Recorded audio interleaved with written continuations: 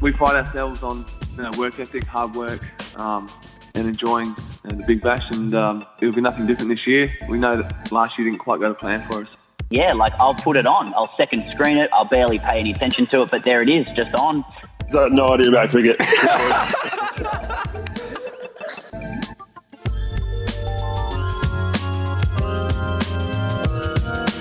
Hello and welcome back to Grab Some People. Virat Kohli's done what we all hope to be capable of one day by eschewing a few games of cricket to spend time with his family. But what sort of a dent does that put in the international summer? Also on the show, Mitch Starc's taken his state skipper off the Christmas card list. A COVID cluster has bobbed up in Adelaide 1 month before the first test. And there are so many poms coming to the Big Bash you'd think it was a beach in 17-degree weather. But first, Jakey boy, we have a trifecta of new rules for the BBL season ahead because, as Trent Woodhill explained, we need innovation because people like change. Do we? Do we like change? I think that's really open to interpretation. I mean, sometimes you want change, sometimes you don't. I feel like there's comfort in stability, but in terms of Big Bash, I think a change was needed. But saying, a change is actually going to fix everything doesn't really fix anything, because if the change isn't warranted and the change is bad, then the change is bad. So what I'm thinking in this term is that I haven't seen the new Big Bash rules, Denham, but I've heard they're bad. And I feel like if you downgrade from a small apartment and you go, look, I'm thinking about downside, I'm actually going to get a smaller apartment, and then you live in a box with some flashing lights and maybe, a small man who comes and resides under the stairs called Greville, then you're probably not enjoying the change. That's my opinion on change. You're right. So the changes, as you've heard, apparently, the changes are bad. So you're saying they're not warranted because they're bad. But you did say they are warranted. So would you recommend change for the Big Bash? Do you think at least the idea of change is a good thing?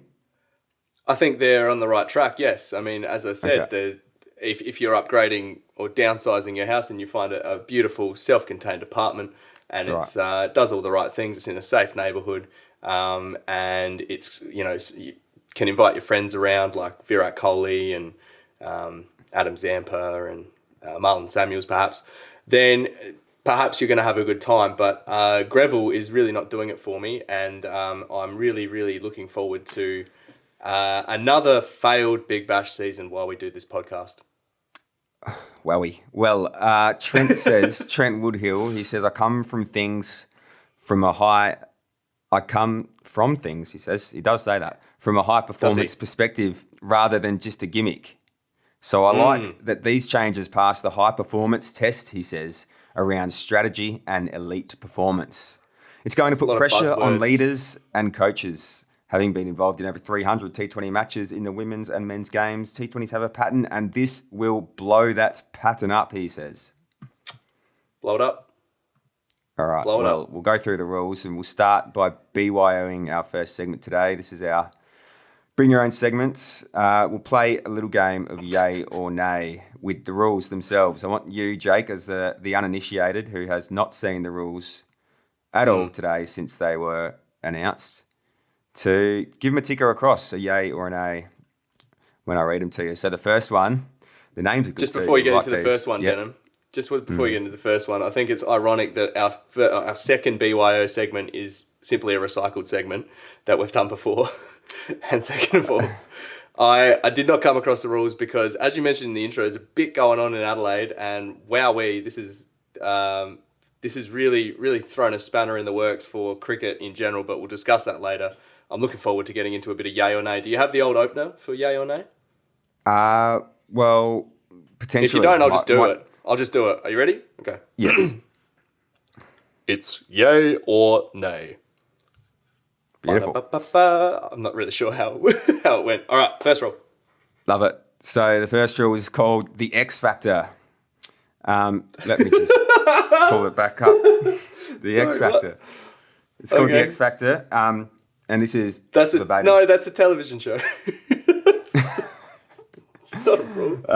So The rule is halfway through the first innings, both teams can drastically change strategy and choose to sub in their X Factor player, which is one of two people. Oh my the God. 12th or the my 13th God. man. So instead of us selecting an 11, you will select an 11, but then you'll also select a 12th and 13th man. And I'd assume one would be a bowler, one a batsman. But it continues. Right. The X Factor can replace any player who is yet to have a major impact on the match, in brackets, hasn't batted or bowled multiple overs. So halfway through the first innings, captains have the choice to sub out a player who is yet to bat or yet to bowl more than one over. So, for example, a player might bowl one over and be absolutely taken to town, like we saw Billy Stanlake was at one stage in BBL 9. Yep. He could have been subbed out if it was the first innings, and at halftime they could have turfed him out. So, Jake, yay or nay? No, well, just immediately no. I've just got the picture of The Simpsons where, I don't know, they're at a baseball game and they're like walking off the field and everyone's booing them and they start throwing the pretzels. And here come the pretzels as Billy Stanlake trudges off. And some bloke who plays like second grade for, I don't know, some local club comes in as the X Factor. It's like, oh, get excited about this guy. He's got a couple games under his belt from 2016. Wasn't good enough to be in the 11, but here he is. Here he is. Here's this guy. Surely if they're an X Factor, they're in your lineup already. You don't have. We're not blessed with this depth in the Big Bash where we can just call upon an X Factor, and we know from the AFL that this sub rule doesn't work. That's why they phased it out. So why are we going back to something that doesn't work?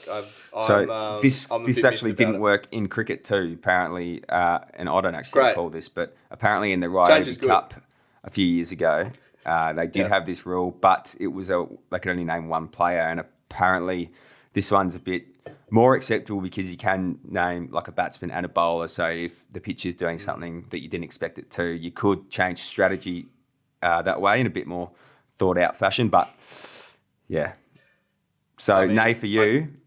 Big nay. What do you reckon? Well, I feel like yaying it, but only because in comparison to the other two. So I'm going to yay this just to make sure. Is that the best of the three? in my humble opinion.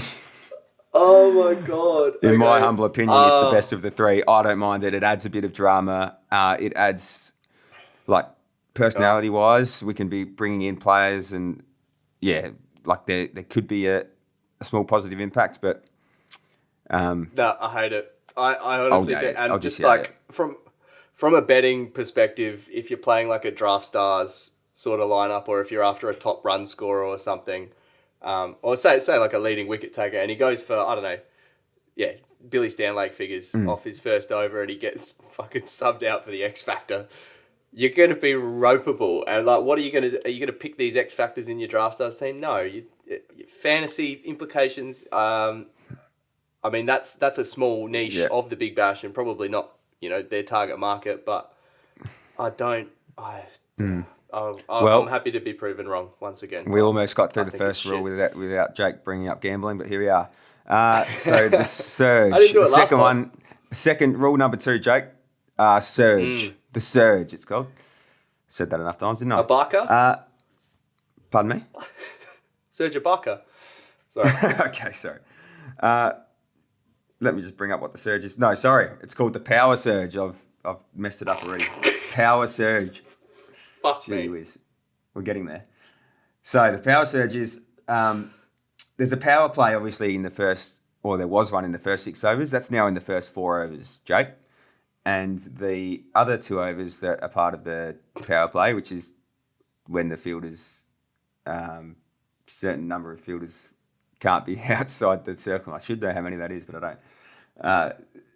Now the batting side can choose when those next 2 overs are, and it's just got to be after halfway point. So the batting side chooses when to take control with the addition of the power surge. There's still a 4-over power play at the start of the innings, but now the batting team can take the other 2 power surge overs anytime from the 11th over onwards. Now, if you recall, this was a rule in ODIs not long ago, where the power play was half of it was it half or a certain amount anyway, was designated to the batting side to choose when they would like to accelerate the run rate a bit. So that was also taken away because that didn't work. Well, didn't really work. Everyone was just using it at the same point of the match towards the end. So first impressions though, Jake? I mean, I'll still nail it. I actually don't think it's worse than the X Factor. Because I just don't think it's going to have. It's necessary. It's not necessary. No, it's just. It won't. Bleh. It won't Bleh. have any kind of effect, to be honest. Yuck. It will have an effect, but if every team has it and uses it at the same time, it doesn't have an effect, does it? So it's almost just more for the captains to think about. And realistically, if you've got an extra thing to think about that doesn't really matter, that people are using at the same time, then why wouldn't you just use it at the same time? Oh, our best two batsmen are out there, and it's the 15th over. Let's use the power surge. Like, yeah, cool. Like, sweet. I guess it changes things a little bit, but it doesn't really doesn't grab me. Doesn't really grab me. What about you? Nah, it's enough said about that one. The last one though, the last one is the most controversial. And is the one that's going to have the most effect on this season, for better or worse. I'll let you decide. Strip cricket. Every time you hit a dot ball, you have to take off an item of clothing. Yeah. I've got my sources mixed up. So I don't mind that. The bash boost. Yep. The big. Sorry, what? It's called the bash boost. The names of these things are just questionable. So, Jake, instead of the 2 standing points on the table that you get for a usual Big Bash win in the past, like the premiership points essentially, there'll now be 4 points available for each match, but they're not just available at the win. You'll get 3 points for a win, and then you'll also get a 1 point bash boost, and either side could get this one. So let me just read it to you instead of trying to bumble my way through it. Risk equals reward with the introduction of the bash boost. The bash boost is awarded halfway through the second innings. The batting side will receive 1 extra standings point if they're above the equivalent 10 over score. If they're lagging behind, the fielding side receive the boost. What? What the fuck? Yeah. So, God. At the 10 over mark of the second innings, a premiership point will be awarded to the team. No one cares about the premiership points then. It's the whole fucking point of the Big Bash. No one gives a fuck about this. Well, okay, so the thinking behind it is that, and this is I'll read you the example that Trent Woodhill himself made. So last year, the Stars were playing a side and they made 220 in the first innings. So kind of put the game to bed in the first innings, and then whoever it was they were playing batted second and made 180. So valiant effort, but the game was over a fair way out from the end of it. So with this, there is the option for that second side to go, look, we're probably not going to win, so we're just going to go out as hard as we can and go for the 1-pointer by leading at the halfway mark of the innings. I see. I hate it. I don't. This sort of thing only comes up and if it's to keep people's attention on the TV for that first point, yeah, sure. But all these rules sound like they are not from a high performance perspective. I know. Elite performance. It's about fucking money and eyeballs on TVs and it's about James Warburton. Lunacy. It doesn't make sense. And this that's the most ridiculous thing I've ever heard. When I'm just flinging Simpsons references at you because I'm clearly not prepared for this. When they're coming up with names for the B sharps, and how about handsome Homer Simpson +3? I like it. That seems like the BBL fucking Trent Woodhill room. It's like, how about we introduce a bash boost. No, they've clearly come up with these rules and then come up with the names because they're like, what the fuck else do we call it? Yeah, that almost annoys me the most about this. So it doesn't annoy me the most, but the names of these things in this competition, it's just like, why? Why have you got to name everything like just, it makes it sound like such a gimmick and just like you're trying to appeal to the kids and entertain more people. But invest in I the like actual this quote sport. as well. This Woodhill quote, rather than just a gimmick, implying that it is a gimmick, Yeah. but not much of one. It's more around the high performance strategy and elite performance. Yeah, so, and my biggest problem with this rule, the last one, is I just can't stand these rules that people bring in to try and increase the entertainment value at the expense of the integrity of the competition itself, because it implies that you need entertainment sort of built around and separate to the game itself, when the entertainment of sport is born out of the competition and the competitive nature of it, in and of itself. So that's what, if you invest in the actual sport and the competition of it itself, that's where the entertainment comes from. And Harsha Bogle made a tweet, which I completely agree with. Are the ratings falling because the product is weak or due to scheduling, the duration, the availability of quality players? A vast majority takes time to understand a sport and its ebb and flow, its nuances. The great success of T20 is its simplicity. So that sums it up quite well in 280 characters. Yep.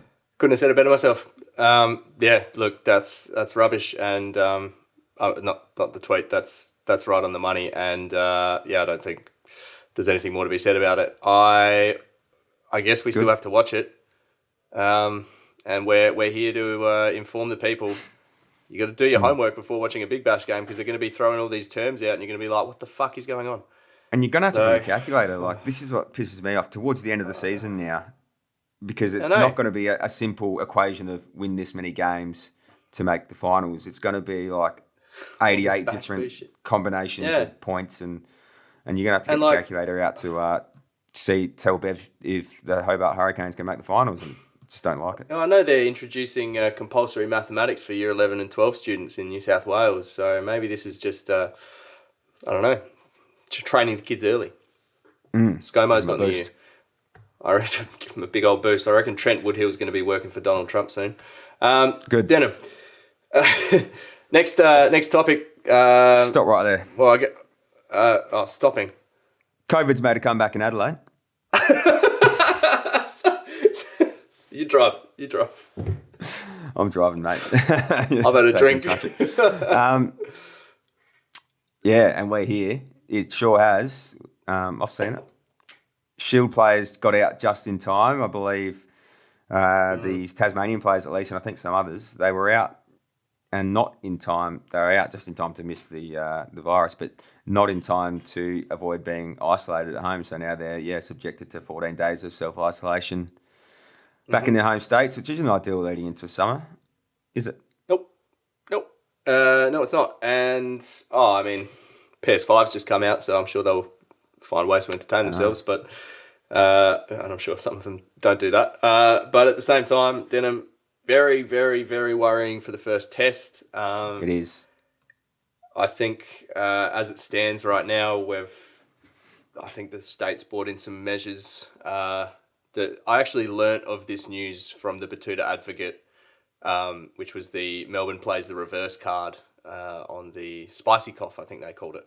And yes, we're in the shit. We're not in deep shit yet, but we could be in deep shit, because as the feeling's been around South Australia recently, I think some people have been, and I'd have to include myself in this, have been just getting a little bit like, oh yeah, we're fine. Because we haven't had a case in, nearly 3 months, I guess. But we probably were fine. Hadn't had a case. I think we still will be. Me personally, I'm okay, and let's get really political about this, because we're qualified to speak. That's what we're here for. This is the politics podcast. People say that we get complacent. We might have got a bit relaxed, but I think we were relaxed because there literally was no virus, or there was in the hotels, but there wasn't community transmission. So, I'm happy to change my behaviours depending on if there is virus in the community. I was a bit relaxed getting public transport, blah, blah, blah. Now it's out there. I won't do that stuff until I get news otherwise. So I'll just do what's advised at all times. But exactly. that's I just was was licking pedestrian crossings and handlebars and everything, but I'm going to have to stop that and pull my head in. Yeah. Because, but just to be clear, if the virus is out there, we should be locking down, and we are doing a bit of a 2-week lockdown, I believe. So I think I just don't want to be misconstrued that we need to. I'm sure you won't. Yeah, nip this in the bud, mate. So the first test, but in all seriousness, can you really see a crowd being at that game? How far away? I guess it's 1 month. So I guess we're mostly seeing it depends how we go. Out of cases, yeah. Yeah, I'm not a virus expert. We did have a virus expert on this podcast a while ago, and it quite rightly predicted that we might have a virus vaccine by the end of the year, but it's going to take a little bit to get into production. So hot off the presses. But Trump said it's coming soon. I heard Donald say it's not far off, and he also said he won the election. Yeah, he said a bit.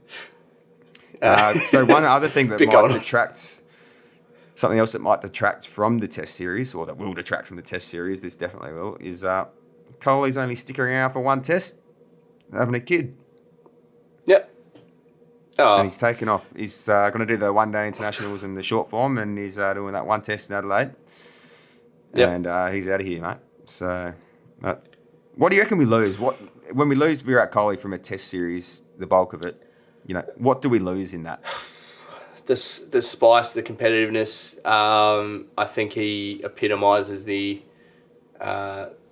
captaincy of that side. He is basically the one man you want to get out, and he's kind of like their idol. He is the one person you always like. Even though Pajara was excellent last series against us.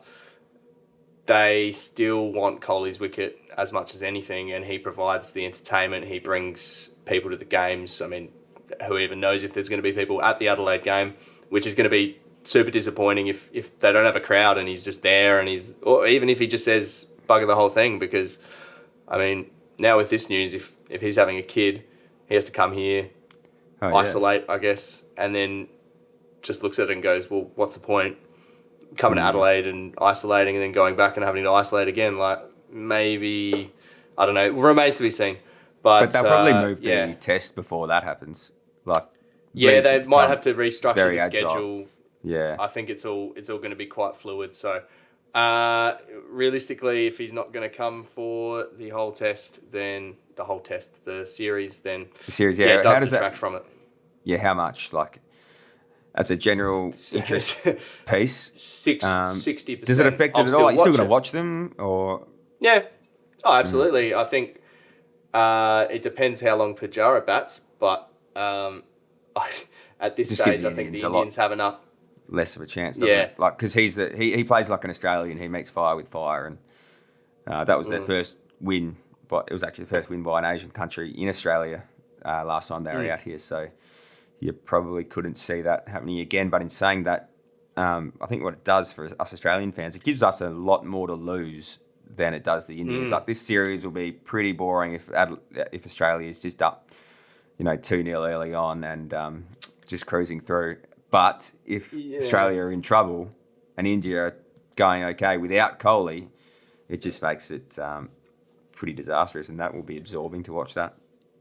Yeah, I almost think that you bang on the money there. I think Australia have everything to lose in that series now, particularly if Kohli's not going to be sticking around. And I think India have the depth to compete with us, particularly because we might be blooding some young talent. Cameron Greens, your Will Pukovskis might get a look in at some stage. But we do have a relatively settled side at this moment. It'll be tough for them to crack in first up, and it depends on. I mean, it's been a while since we've seen a test match, so who knows what sort of form these guys are in. According to the Shield, bloody ripper form, but remains to be seen. I think it will still be quite an enthralling series, and India have as good a chance as any, even without Kohli. Yeah, hopefully. Just one thing on grabbed my attention. We'll bring that to the party right now. Is just I was having a look around for some Kohli stuff. Stuff. And this little article grabbed my attention from NDTV Sports, wherever that is. Mm-hmm. I'm assuming India, because this is just a bit of an article, just sort of epitomising the fanfare there is around this bloke, Virat. Right. So let me just get past this thing on the screen. Firewall. Pay for journalism. Cookies. Why do you have to click yes to cookies on everything now? What's with that? I don't know. Was there a court case or something? Yep. Settled. Anyway. Cookie Monster. So there's this article. Paid out. Australia versus India. Virat Kohli's one-handed stunner, other catches at Team India's fielding practice in Sydney. Watch. So Team India have just done an Instagram post. All they've done is an Instagram post of Kohli taking a few slips catches at training. Sort of, I guess, in a little throwback. It's nowhere near as mesmerising. But remember when Kohli, last time he was here, had that net session and they filmed from behind? And it went totally viral. I think I watched it 103 times. It was that magnificent. But that's also not an exaggeration. There's no way that's an exaggeration. I guarantee you probably watched that at least 103 times. Yeah, it wasn't that long, so it was instantly repeatable. So with an eye on ensuring utmost sharpness in the field, Team India skipper Virat Kohli and other members of the side were seen working hard on their fielding skills in Sydney. The training session was captured in a video posted by the Indian cricket team's official Instagram handle. Let me just continue on. I just love the way they write it. The video begins with Pujara and Kohli seen having catching practice. The Team India skipper started off with a fine one-handed catch to his right, followed by Pujara executing a low catch astutely. The rest of the video features players from the Indian team completing a running catch and indulging in other practice sessions. Oh, wouldn't it be nice to indulge in a practice session? Fuck. Team India arrived in Australia on November 12, landed in Sydney where they will be based and begin their sojourn, didn't even know that was a word, with the first one-day international at Sydney Cricket Ground. Anyway, that was the most underwhelming video, if you go and watch it on Instagram. Just real Buddy Franklin taking out the trash vibes on that article. And that just shows there wasn't a lot going on this week. And Mitch Starc, however, he was denied a tunning up by skipper Pete Neville in the Shield. Did you see that? No. I haven't seen much. Denim. No, go. Wait, tell me about it. Oh, you haven't seen this at all? Nope. Oh, you don't want to do that? No, we can go back to that if you want. Oh, you just deleted something. Yeah, so Starc's, he's not happy with his skipper, Pete Neville, because he was on 86 not out and he'd never scored a Shield century and Pete Neville's declared on him. Oh, really? On day 3. Yeah. 86? Yeah. Oh, 86. Come on. And have you not seen the video? So if you haven't seen this, so there's a video of Starc walking off the field and he sort of pats Sean Abbott on the back, who did bring up triple figures.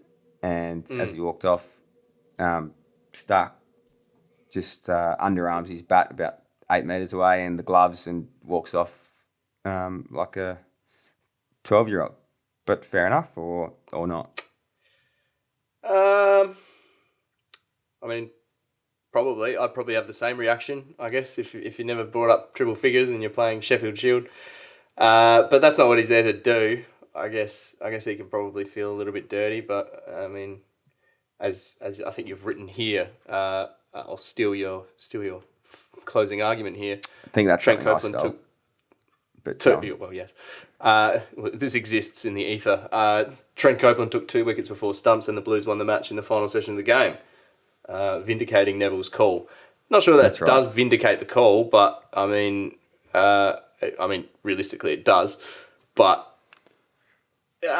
give the man 100. He's probably just going to smack it. Like, I reckon what's the harm in a couple extra overs? You've got to say to him, you've got 2 overs or you've got 3 overs. Yeah. Have a go. That's the communication is a key Key to Absolutely. a healthy Sheffield Shield relationship, which also includes, if you are watching the Sheffield Shield, then your relationship is probably over. Denham, I wanted to I did want to jump into a grabbed my attention just quickly, and again, as an audio medium, we are really not doing this justice, but I want you to retweet it on the GSP Twitter, which yes. the handle is GSP podcast. At GSP Podcast. And this has got nothing to do with the Big Bash, which is a good reflection of where I've been at this week. And it is basically the best way I can describe it, and I'd really encourage you to have a look because it's likely the best drum solo I've ever seen, from a man in a cat costume at a children's birthday or some sort of concert. And he is just whacking them. He's just going and just goes off. Like, the start is quite tame. He's going at it for a little bit, and then he just starts bashing these things. And it's honestly one of the most enthralling videos I've ever seen. Just came across my Twitter feed there. So get into that. But the caption for the video is when you're overqualified for the job. So I thought in relevance for Big Bash, Denham, I wanted to ask you, who do you feel like is overqualified for the Big Bash? I mean, previous examples would be like an AB de Villiers or something like that. That's exactly who I was going to say, yeah. Who this year is overqualified? Would you say Starc? Yeah, I guess he's a good one, and he probably won't play for that reason because he'll be playing exactly right in the tests. So, Lino? Probably someone like Shane Watson. He's very qualified to be playing T20s, and he's called time, hasn't he? We didn't acknowledge that, but hats off to Watto. Fantastic career. Underrated. Yeah, probably him. What stuff. All right. Please watch that video. That makes no sense otherwise. Yes, GSP podcast for those interested. Great drum solo. Got through half of it. IPL final, Jake, was ticked off by the Mumbai Indians once again. Yep. They've gone back to back. 3 and 4 years or something. No, 3 and 5. I think it was 2017, the last one, but 3 in a short time frame. Good for them. Excellent. I feel like the WBBL probably has gone a little bit under the radar in recent weeks, but the IPL. I think for those who follow it, what are we talking about?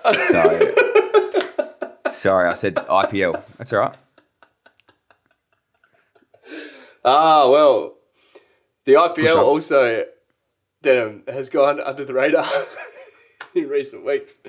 By us, no less. And we're meant to have a guest on this week, but no, we weren't. No, we actually no. Is that right? No? That's future reference. Don't promise the people anything. No, good on the Mumbai Indians.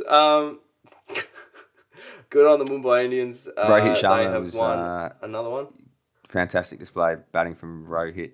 He has a hamstring strain that's going to keep him out of the ODIs and T20s here in Australia. He will be out here for the tests, which is consolation enough, but looked pretty fine to me out there. Ran his partner out at one stage. Yeah, watched the highlights. But then WBBL's on too, and as you mentioned, flying under the radar a little bit. I've got the run sheet in the wrong order here. I've half listened to you and I'm like, I don't know anything about either of these things. So let's listen to two blokes who don't really know anything about these two leagues. Touch on them. Just give them a little touch. Brush. Little brush. Yeah, we'll brush. I tried my hand the other day at a WBBL Draft Stars, and I did not go well. So my knowledge is not great. But look, I feel like we had a few injuries, a few hubs kicking around, and the WBBL went off without a hitch, and then the men's BBL is potentially going to be thrown into a bit of jeopardy with this new COVID stuff. But I mean, getting the players in the hubs, I guess they'll be okay. Regardless, Alyssa Healy, I believe, had a bit of a crack at someone. Oh, a little bit. Yeah, no, I did see this actually. So Bit of a brush. We haven't caught the games themselves. Really, not for any other reason than I just have a threshold of cricket, and I'm just saving it this summer until later on. But so the players are in this strict bubble in New South Wales, and there's been no community transmission for a while there. And so I think it was Ed Cowan tweeted, why are these players still in a bubble when many of them actually live just like kilometres away from where the bubble is. So you'd think they could just go home because there's no virus.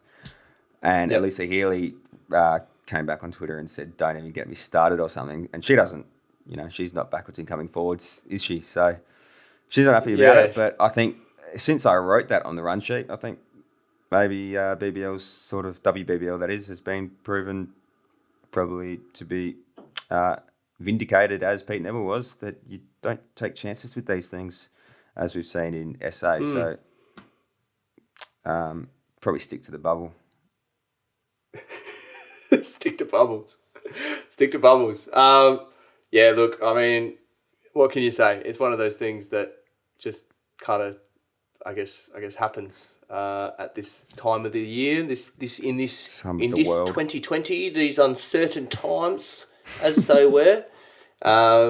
Look, bubbles and troubles and all sorts of wobbles. Yeah. That was a wobbly couple of leagues that we've covered off there. Denim, let's move on to something that we're a little bit more well-versed in, which is the Australian Test Squad, which has just been announced. I'll reel off the names for you and I'll get your first thoughts. We got Tim Payne, captain, still kicking around. Sean Abbott, Joe Burns, Pat Cummins, Cameron Green, inclusion there. Josh Hazelwood, Travis Head, Marnus Labuschagne, Nathan Lyon, Michael Neeser, James Pattinson, Will Pukowski, Steve Smith, Mitchell Starc, Mitchell Swepson gets a gig, Matthew Wade, and David Warner. So, Denim, just reeled off some names there. First thoughts, what grabs your attention, as it were? Oh, there's some salivating prospects in there, Jake. Not the Joe least Burns? of which is, Will Pukowski and Cameron Green, obviously. Really excited to see them hopefully get a gig. And I would have thought Pukowski was in the box seat to open because that's where he's been playing for Victoria this season. But Justin Langer did make some, strange comments that Joe Burns will probably be keeping his spot because Langer seems to be putting a high price on incumbency, which is fair enough. So I was a bit worried there for a second that Pukowski might be made to bide his time, which I think, you pick this guy is the most talented we've had since Ponting by all reports. So you'd think you'd pick him when he's in the form of his life. But then I did hear Trevor Holmes say that he can bat anywhere. That was the quote. Will Pukowski can bat anywhere. So that probably tells you that maybe he comes in down the order for Matthew Wade. But I think Matthew Wade deserves his spot. He's sort of made that number 6 his own, whereas Joe Burns probably hasn't taken advantage of the opener spot as much. And given that's where Pukowski's been, you'd just slot him in there. But if you're picking the side, Jake, put your JL hat on. Where do you go? Oh, gosh. Put my JL hat on. That's my JL. It's not great. I actually... I don't mind where he's coming from. I think that's probably one of the more important things is stability. Whereas we started this podcast talking about change. And in this sense, I feel like stability is probably the more appropriate way to go. However, I feel like it will be more of a thing where he's saying that Burns, deserves his spot. He's been there for a while, as he's quoted. Joe Burns has done really well for us. I can't do my JL because I haven't seen him talk for a while. But Pukowski, I think throwing him in the deep end, first test against India, opening might almost be a bit of a lamb to the slaughter kind of thing. I think I know he's a great batsman, but I personally, if I was JL, I would say, look, we're keeping Burns in. Depends on what happens in the lead-up games and whatever. But keep Burns in, number one. If he fails, which he has been doing, or if he just doesn't really, whet the appetite, do his job, perform his role, then maybe you look at bringing in Pekovsky second or third test. But I really do want to see Pekovsky ASAP. I'm just thinking, look, Bumrah steaming in, Pekovsky opening first game for Australia. So you wouldn't even play him. Almost. So you'd stick with Wade too. You wouldn't. You would have Pekovsky carrying the ball, would you?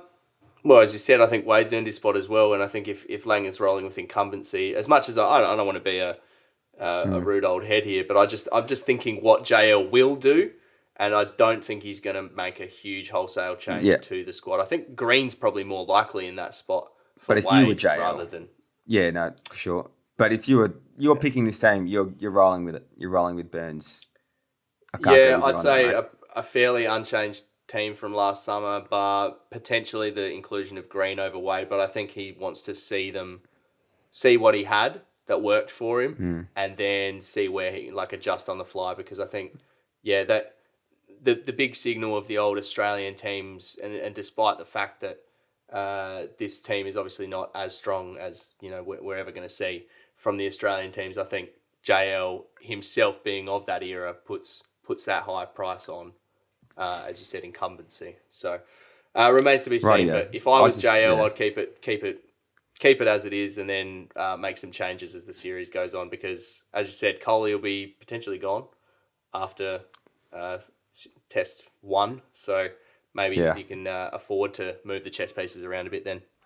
Maybe, for what it's worth, I think.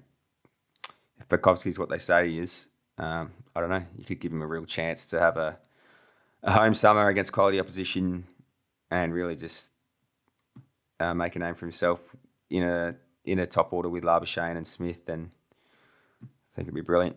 Me too. But, me too. I'd love to see it as well, but I'm a realist, Denham. I'm a realist.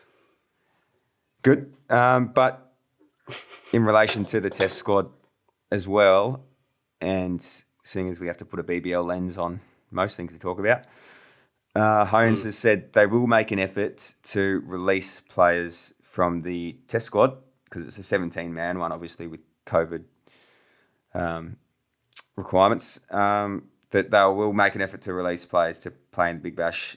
His comment was a bit strange because he said it's easier to release players than it is to bring them in. And I was thinking, aren't you talking about releasing them and then, for a game or whatever here and there like they do? They used to release them while the game was on and then come back to the squad. You're not going to be able to do that. You're only be able to, I'd assume you can only release players, for good. So what, they're just going to release a heap of them and say see ya? Or I don't know. Maybe he's talking about if he releases someone and then wants to bring him back, he can't because of bubbles or whatever the hell's going to happen. But strange. That's unclear at this stage. I'm sure we'll see a little bit more of that in the coming days and weeks. But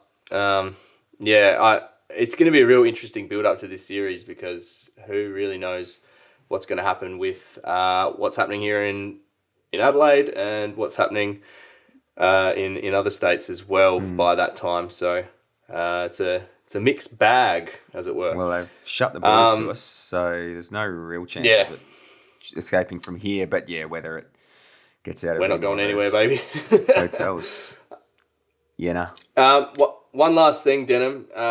We've covered probably more than enough cricket for what we usually do. I haven't really delved back into Sextillionth Seventh Power. I think we've hit a dead end with that one. Marlon did post on his Instagram a few phone numbers to call, but my phone bill's is expensive enough as it is, so we might save that for next week.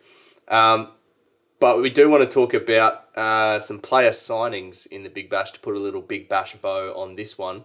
And I've just written here by yourself, poms. There's a heaps of poms. So talk to me about that. No, it's just player signings. There's a heap, and heaps of poms. A serious amount of poms. I was actually sent a tweet on the Grab Some People page. Reach out. Was that it? Got any info? No, I'll read the tweet to you. Excellent. Pull it up here. So these are just a list of English recruits for Big Bash franchises, and I can tell you there's 7 franchises that have English recruits, and they've all got 3 or 2 of them. There's a few, so in total there's 6. There's like 12 or 13. More commonly known as a heap. Yeah. Phil Salt's back for the Strikers. We'll just touch on a few of them. Darwood Milan, that's a new player, I think, in the Big Bash. We've seen him out here for England. James Vincent's back. Tom Curran's back. Sam Billings is here for the Thunder. So is Hales. Johnny Bairstow, that's the big one. Bairstow's here for the Stars. And Liam Livingston's back with a new box. Jason Roy's here with the Scorchers as well, joining him. And then a few other familiar faces. But one thing this is proving is that James Warburton from 7 Network, who was, well, not just him, but his organisation, that they were pretty keen to get a discount on the rights because they said that there'd be less international players and would be a lesser product. Well, from what I've seen of the internationals, the other thing we should mention is, and we haven't touched on this, we should be touching on this. This is a good rule change that the BBL has brought in prior to the actual gameplay rule changes. Teams are allowed to sign a 3rd overseas player now. They are 3 spots for overseas players, and the 3rd one has to be ticked off by the BBL or CA because they're going to pay the salary cap. So the salary of that one player doesn't go into the salary cap of the team, and CA will pay it to try and encourage more big signings on the proviso that they tick that signing off as a big name or a draw card, so it can't be Samit Patel. So that's a really encouraging development, and we should give CA credit where it's due for that, and the players, so the Australian Cricketers Association, for ticking that one off because they were standing in the way of that sort of thing for a long time. So potentially it could be a better product than it could be a better product than last year, and Channel 7 should probably be paying full price. Yeah, well, I guess they should be. It remains to be seen. I think the Poms do love coming down here. I know that for a fact. Got a few boys kicking around the local soccer leagues here in Adelaide that have made themselves very comfortable over the past 2-3 years, and I think the Poms just love the weather. To be honest, it's a lovely place to be. There's probably less COVID, and there's almost a little bit of safety coming to Australia. And if they can get their head around the rules, which I know Liam Livingston will be keen to do. Apparently, you're only allowed 1 or 2 box changes this year, so he's going to be in a bit of strife. But the X factor is looking forward to seeing an extra box. And I will just, before we move on from that, just credit Zeus66 Sport. He on Twitter, go follow him. He sent me that. I assume it's a he. Sent me that tweet to read out. So thanks, mate. Appreciate it. Cheers, Zeus.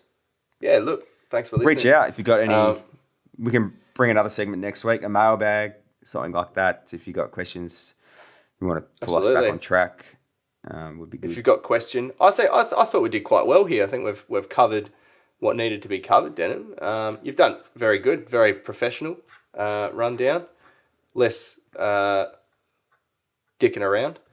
But, I mean, the Big Bash in itself is a joke. So I hope you enjoyed today's podcast. Upshot of the rules, Jake? Upshot of the new rules. Your thoughts? Just to close us out. Yeah. How do you see them, the new rules? It remains to be seen. Very disappointing. I've got no, it's no, not for me. No.